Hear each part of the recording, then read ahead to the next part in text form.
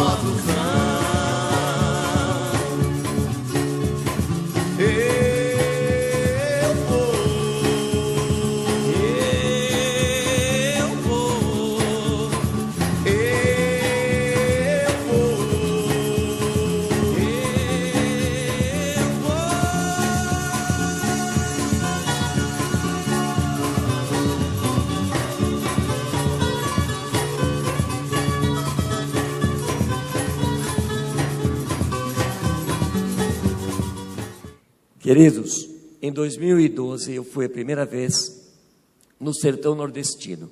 Eu já tinha estado em Salvador, mas eu não tinha ido 100 quilômetros distante de uma capital. Em 2012 eu fui ao sertão nordestino. Depois de uns 3 ou 4 anos, Deus colocou no meu coração que eu deveria dedicar meu ministério também naquela região lá. Eu já tinha estado em quase todos os continentes e nunca tinha ido no sertão nordestino. O sertão nordestino é assim, mais ou menos assim: 52 milhões de habitantes nos 9 estados nordestinos. Desses 52 milhões, nós dividimos mais ou menos assim: 22 milhões estão nas capitais e nas cidades médias do interior do Nordeste. Mais ou menos isso, 22 milhões. Nessas cidades, a igreja está presente, a igreja é crescente, são cidades onde tem facilidades, tem shopping, tem tudo o que nós temos aqui, tem lá. Os outros 30 milhões, nós dividimos em 2 grupos.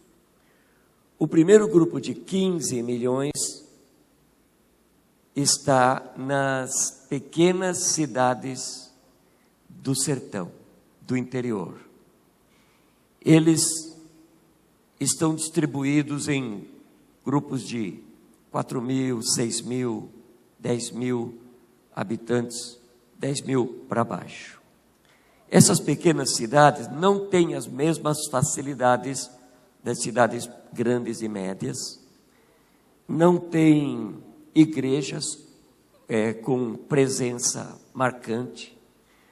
A maioria delas tem 2, 3 igrejas com 20, 30 membros.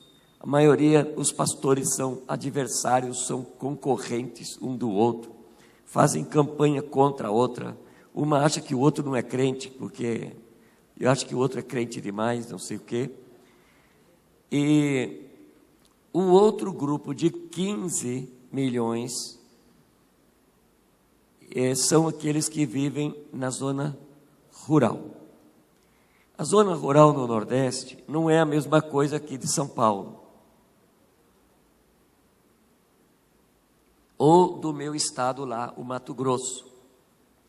Esses 15 milhões, eles são moradores do campo, é agricultura de subsistência. Tem alguns animais, cabritos e bovinos, e lutam com o semiárido, vivem numa das regiões mais difíceis de convivência humana e mais habitadas do mundo. Não é a região mais árida, mas das áridas, a mais habitada. Eles não têm vizinhos crentes, não têm igrejas por perto, e dos 30 milhões que eu já mencionei, os 2 últimos grupos, nós encontramos 40% de analfabeto entre eles, e a maioria desses 15 milhões vive isolados.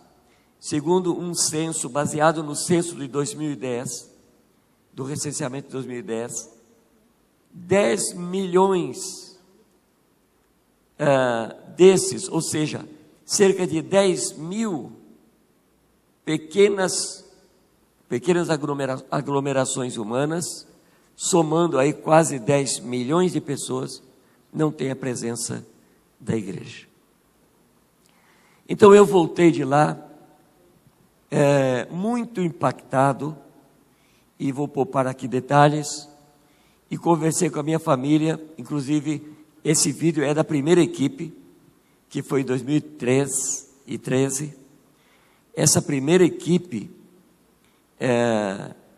só não levei o meu filho mais velho, que não podia sair do trabalho, mas Abigail e Pedro, meus filhos, a minha sogra, e nós fomos nesse grupo aí, era uma equipe de 8 a 80, ou seja, tinha criança de 8 anos a pessoas de 80 anos.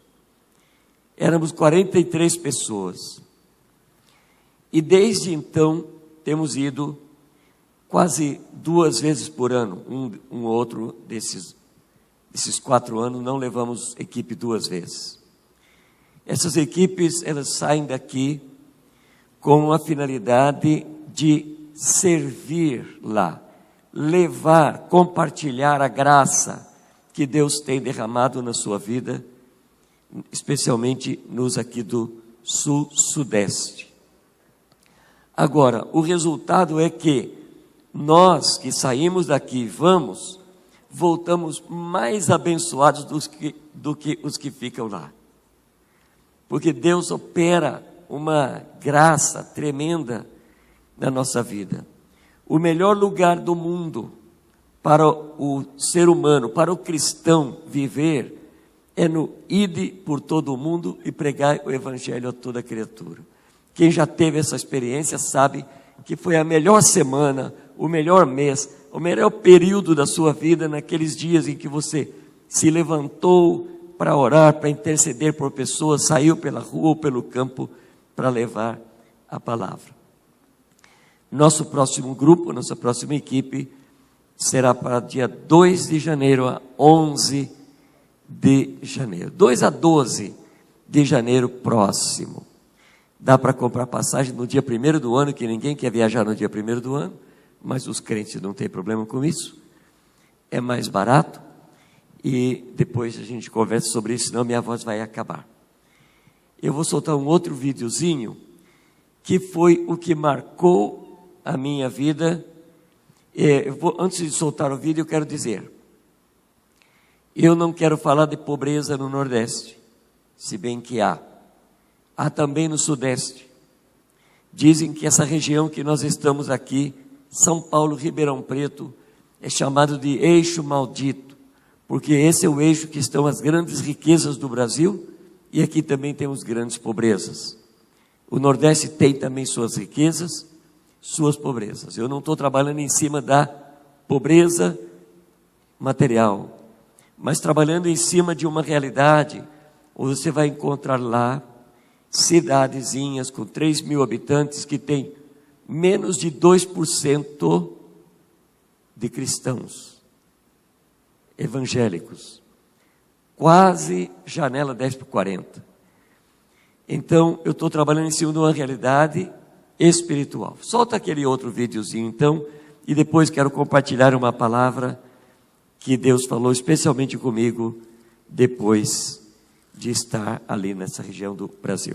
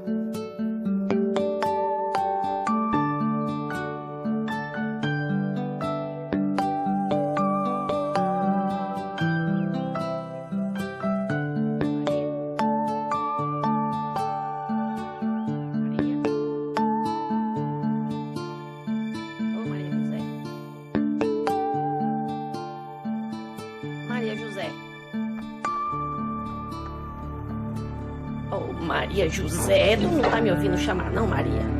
Tu não sabe que aqui não é lugar pra tu ficar agora? Em vez de ficar perdendo tempo desenhando o nome, vai lá pra fora arranjar algo pra fazer, vá. Tem um pátio pra varrer, tem que levar água pros bichos. Vai, menina, vê se tu me ajuda, Maria José.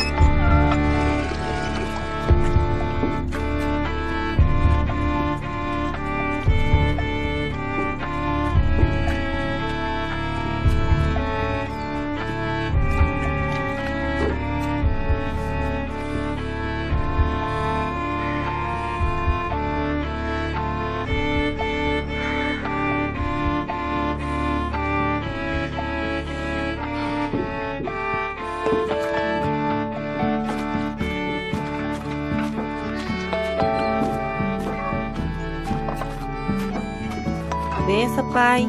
Deus abençoe. Tudo bom, Maria? Tudo bom, Antônio.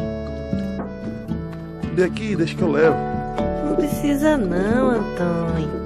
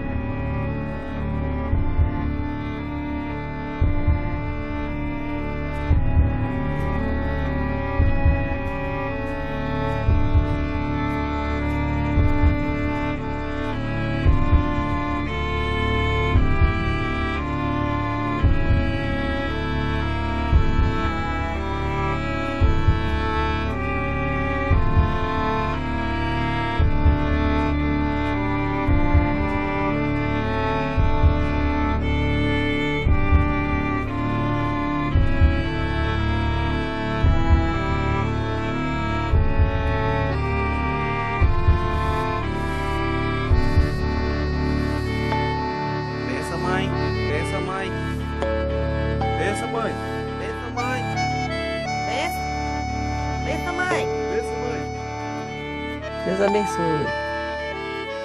Deus abençoe.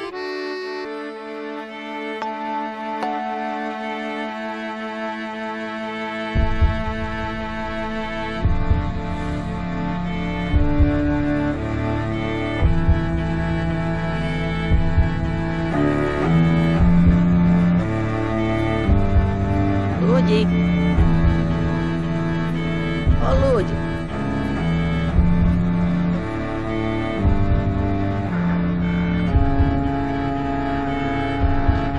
Lude. Lude, tu não tá me ouvindo chamar não, Lude? Tu não sabe que aqui não é lugar pra tu ficar agora? Em vez de ficar perdendo tempo desenhando o nome, vai lá pra fora arranjar o que fazer, vá. Tem um pátio pra varrer, tem que levar água pro bicho. Vai, menina, vê se tu me ajuda, Lude. Fica aí fazendo nada. Desenhando o nome.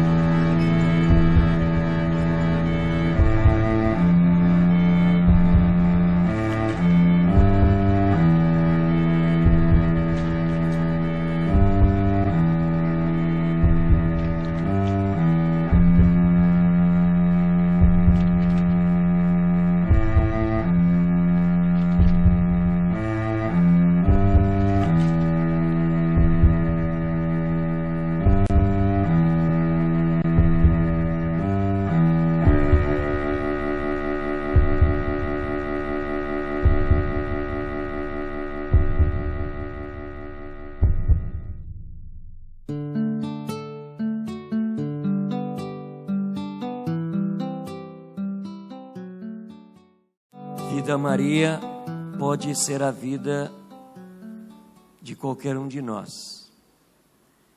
A vida de quem vive sem conhecer o Senhor ou sem conhecer o propósito de Deus.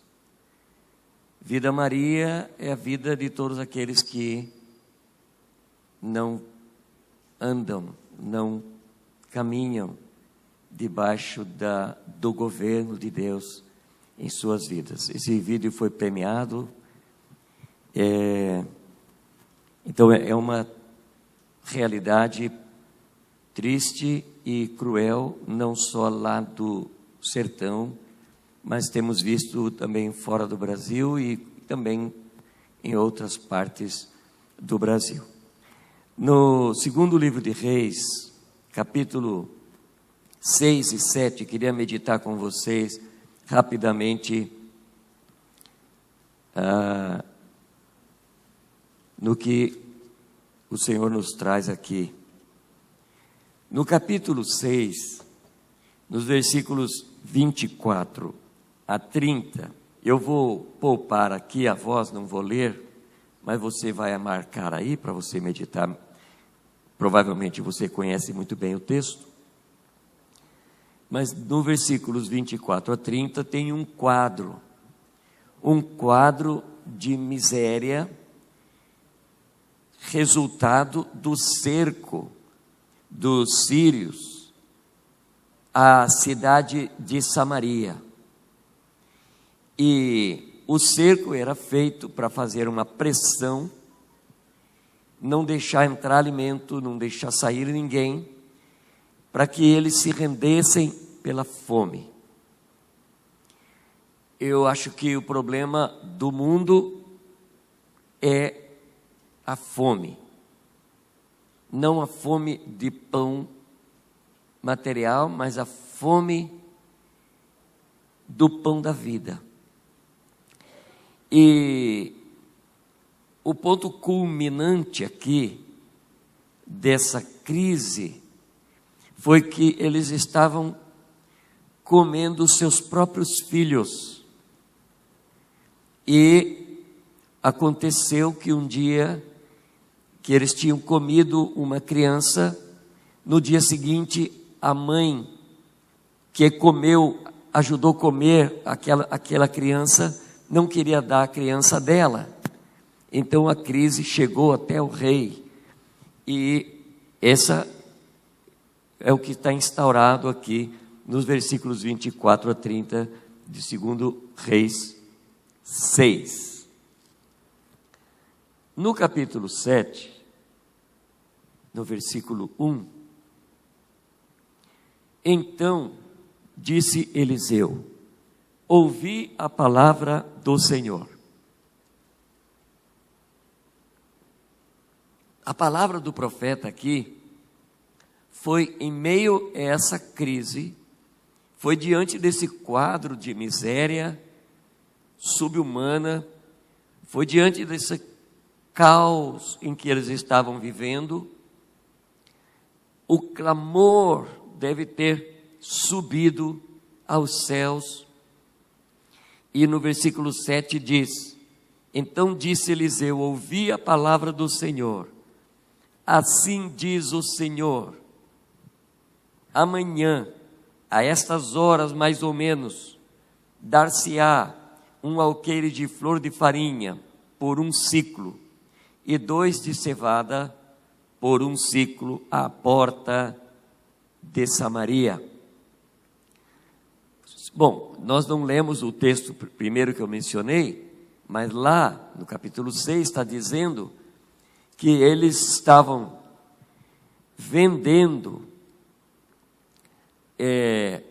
uma cabeça de jumento, e eu entendo que não era um jumento, que dava para muita gente comer, mas era uma cabeça de jumento, por 80 siclos, e um punhado de esterco de pombas por 5 siclos. Quem já comprou uma cabeça de jumento ou um punhado de esterco de pombas?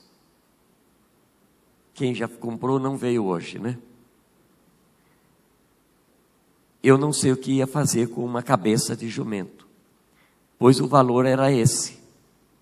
Tamanha a fome, não faltava dinheiro, faltava comida. No dia seguinte, o profeta traz essa profecia, dizendo: amanhã, a estas horas da manhã, um saco da melhor farinha vai custar,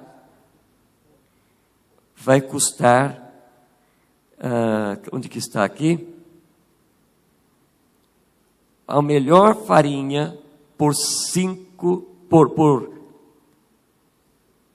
um ciclo, um alqueire, um saco, por um ciclo, e 2 alqueires de cevada por um ciclo.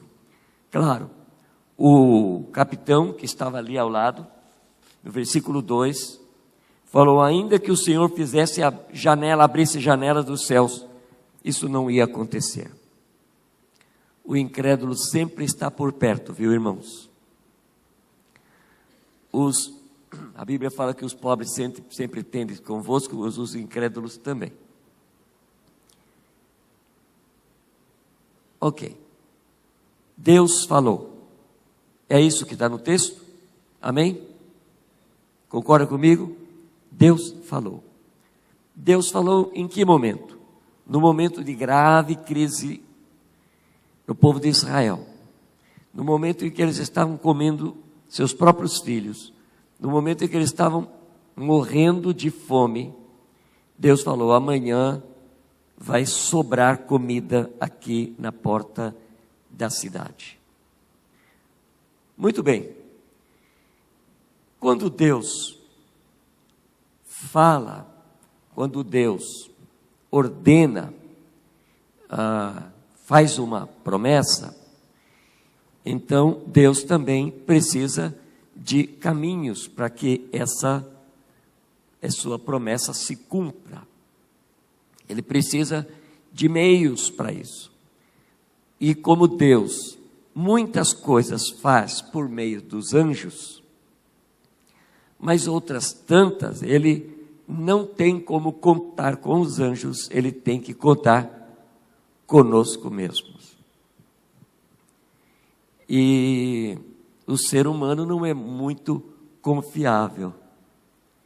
E aqui, no versículo 3, diz que haviam 4 homens leprosos. E eles estavam à entrada da porta da cidade. E eles disseram uns para os outros: para que estaremos nós aqui sentados até morrermos? Fala uns para os outros aí, quero ver se vocês estão me acompanhando. Fala aí, por que nós vamos ficar sentados aqui até morrermos? Vamos lá.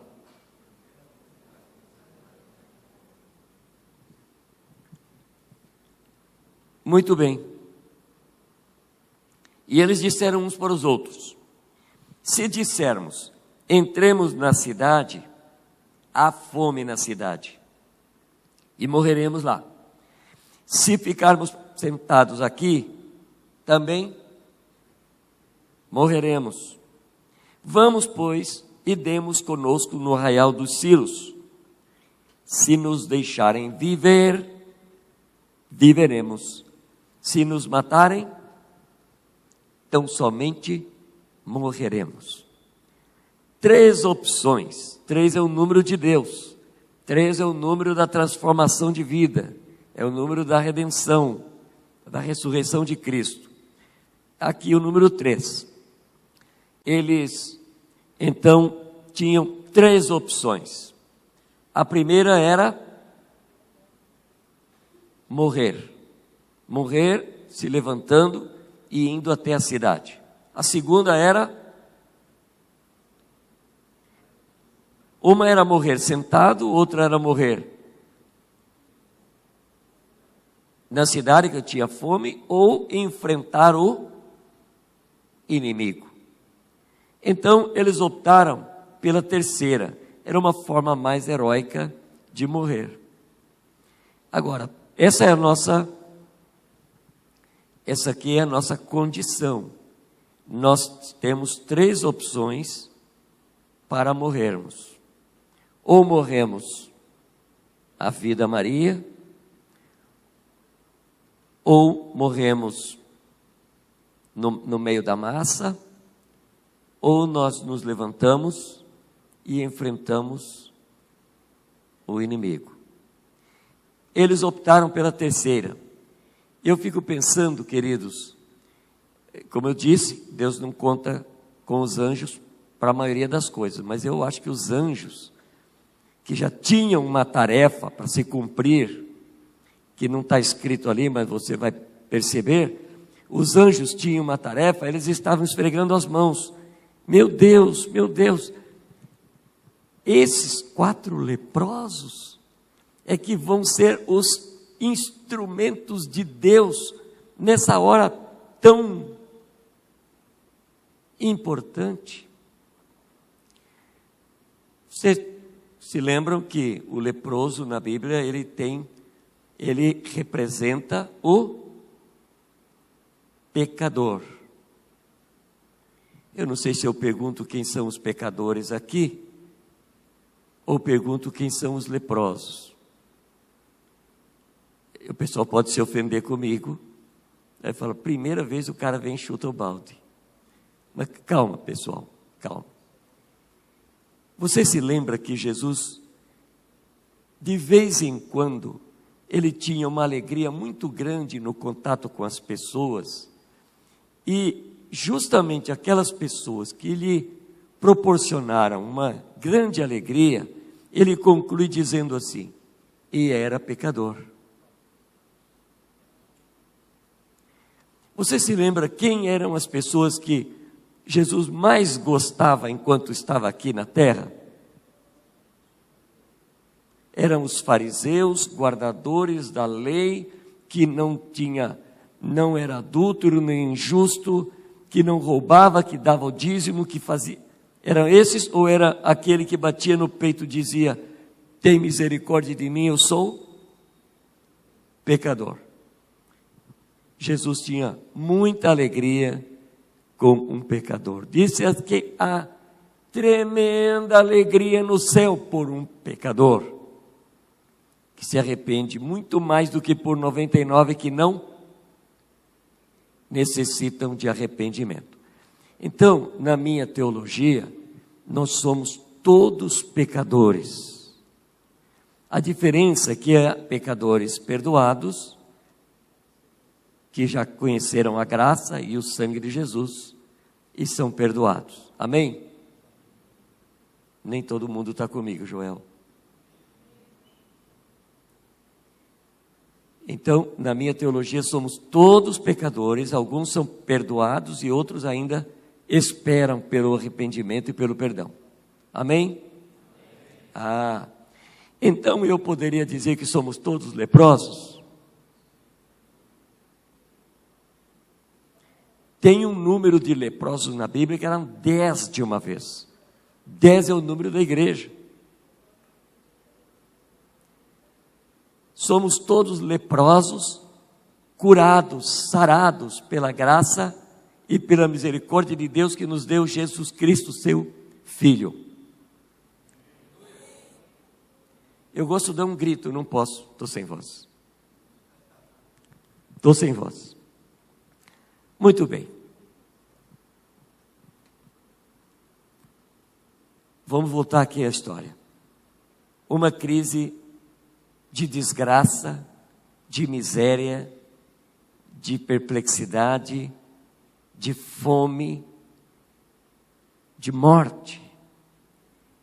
Deus move o profeta e o profeta fala a fala de Deus, entrega uma palavra para o povo, promete uma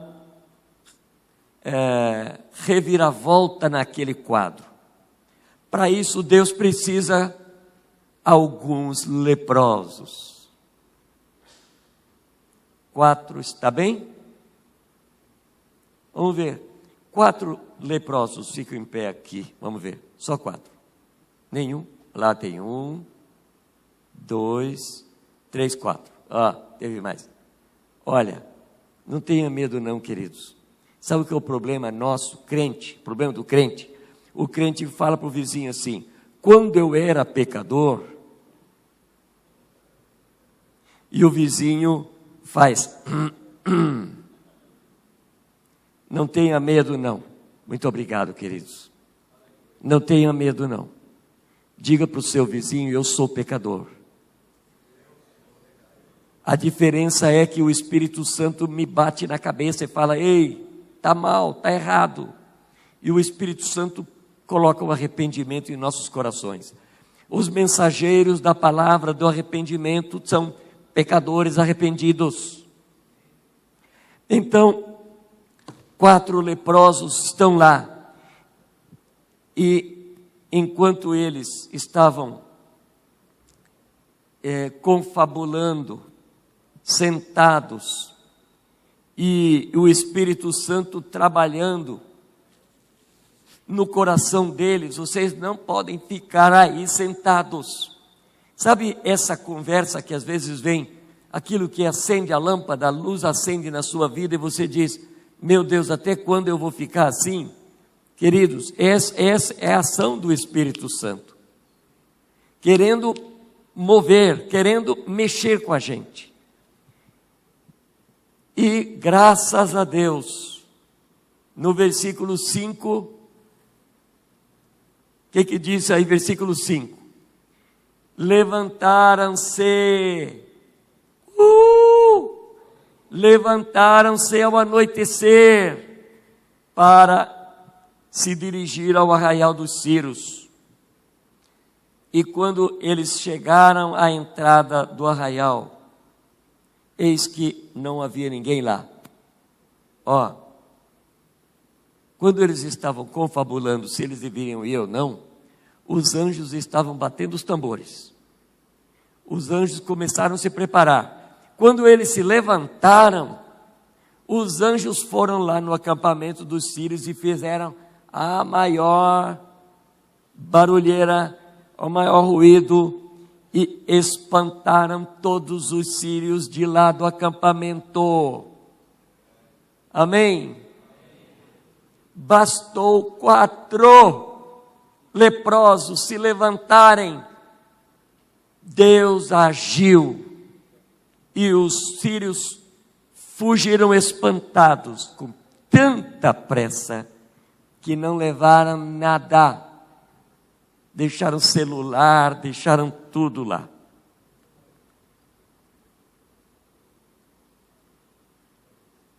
No versículo, eu estou poupando a minha voz, no versículo 8, chegando, pois, aqueles leprosos à entrada do arraial, entraram numa tenda e comeram e beberam, e tomaram dali prata, ouro e vestes, e se foram e os esconderam. Voltaram e entraram em outra tenda, e dali também tomaram alguma coisa e a esconderam. Queridos, ouro fala da glória de Deus, a natureza de Deus que o homem perdeu com a queda de Adão. O pecado entrou por um, e pelo pecado a morte passou a todos os homens, por isso todos pecaram. O ouro, o homem perdeu. A Bíblia fala que a mim pertence o ouro e a prata, diz o Senhor. A prata é o metal que fala da redenção.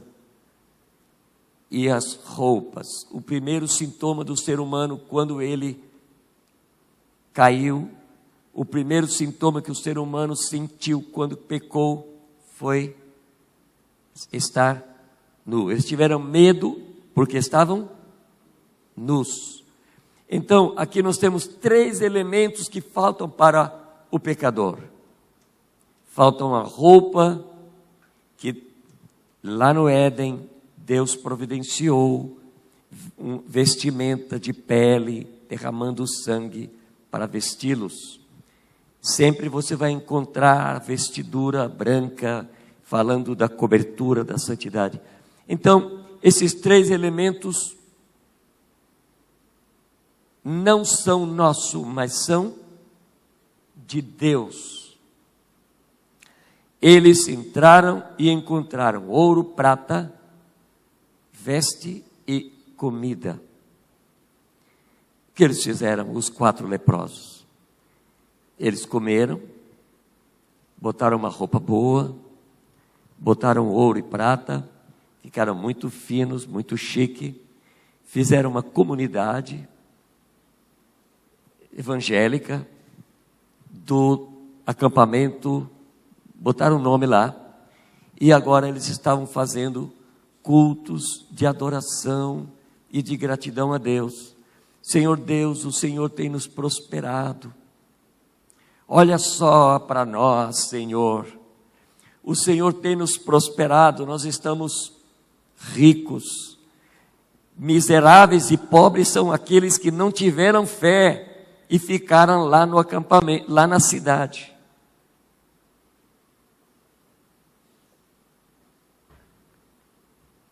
Espera aí. A Bíblia diz, pela graça, sois salvos mediante a fé, e isso não vem de vós, é dom de Deus. Ei, queridos, ninguém está aqui por ser espertinho, por ser mais sábio. Ninguém está aqui porque está levando vantagem sobre os que não estão. Todos nós que estamos aqui porque a graça de Deus nos deu a fé. Amém? A graça de Deus abriu os nossos olhos para entendermos a sua palavra. Então, aqueles 4 homens leprosos, no versículo 9, coisa linda, tremenda. Então disseram uns para os outros. Eu vejo novamente o Espírito Santo trabalhando com eles. Vocês não podem ficar aqui. Esse não é o propósito. O propósito não é você comer, beber e ficar cheio do ouro e da prata. O propósito é você levar o pão para os famintos que estão morrendo lá.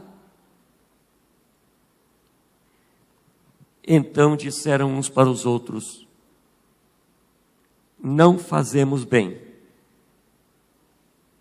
O que nós estamos fazendo não é uma coisa boa. Este dia é dia de boas novas. Como está escrito aí na sua Bíblia? Vamos ler juntos esse versículo? O versículo 9. Então disseram uns para os outros: não fazemos bem, este é dia de boas novas, e nós nos calamos. Se esperarmos até a luz da manhã, seremos tidos por culpados. Agora, pois, vamos e anunciemos a casa do rei. Aleluia! Os anjos vibraram, porque a palavra de Deus estava se cumprindo. A palavra do eterno Deus falou. Quando ele fala, os montes estremecem. Agora a palavra tem que se cumprir.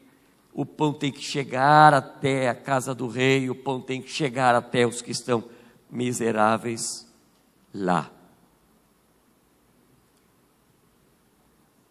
Eu falei que 4 é o número do Evangelho. Por isso eles falaram que hoje é dia de Evangelho. Hoje é dia de boa nova. Hoje é dia de boas notícias. Eu leio a Bíblia há mais de 40 anos. E provavelmente eu preguei sobre esse texto aqui muitas vezes. Mas depois que eu estive lá no sertão, esse texto teve outra cara para mim. Deus falou comigo. Deus falou: os pecadores perdoados têm que se levantar. É melhor 4 pecadores perdoados andando que 100 deles que não precisam ser perdoados. Amém, queridos? Eles se levantaram, foram à cidade. Se cumpriu a palavra do profeta, naquela hora do dia, 1 saco por 1 ciclo da melhor farinha, 2 sacos de cevada por 1 ciclo na porta da cidade. E só não comeu o incrédulo. Sem fé é impossível agradar a Deus. O incrédulo ficou com fome. A palavra se cumpriu.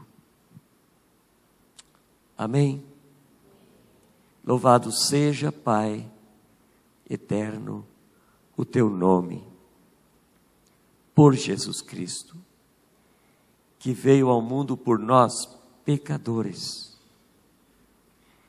E louvado seja teu nome por tua palavra, que nos convoca, que nos chama, que nos impulsiona a levantarmos e cumprirmos o teu ide por todo o mundo e pregai o evangelho a toda criatura. Recorremos à tua graça novamente, a graça para não ficarmos com o que o Senhor nos deu, em nome de Jesus. Queridos, já disseram que os cristãos detêm a maior parte da riqueza do mundo. Não são os muçulmanos, são os cristãos. Aí você vai falar: não, Pedrinho, eu não sou rico. Sim, mas a grande riqueza está conosco. Amém? A grande riqueza está conosco. O pão abundante, a fartar, o pão vivo que desceu do céu. E eu tenho uma dor no peito, porque vejo nossos irmãos, e quando eu vou lá no Nordeste, eu vejo que tem igrejas crescentes ali nas capitais. Salvador, o estado da Bahia, é o mais evangelizado do Nordeste. Salvador, Vitória da Conquista, Feira de Santana, Recife, e cidades, enfim, todas as capitais ali. Eu converso com alguns dos crentes lá e eles nunca fizeram uma viagem de 100 quilômetros até o sertão. Se você pegar o carro e sair 100 quilômetros, você vai encontrar uma cidadezinha com 3.000 habitantes, 2 igrejas, uma pentecostal, outra não. São adversários, estão brigando um com o outro. A maioria dos habitantes são culturalmente idólatras. Você entra na casinha tão pequenininha, não tem mais onde pôr retrato do Papa e de tantas outras imagens. Estão perecendo, estão com fome da palavra de Deus. Que o Senhor nos mova, nos desafie e nos ajude a levantar. Eu acho que essa coisa não é Deus que faz. Deus não levanta você. Deus vai te ajudar. O Espírito Santo vai dar graça. Mas quem tem que ficar em pé e ir, talvez não até lá o sertão, talvez até o seu vizinho mesmo. mas ir, porque muitos estão conforme da palavra. Amém? Deus abençoe, queridos.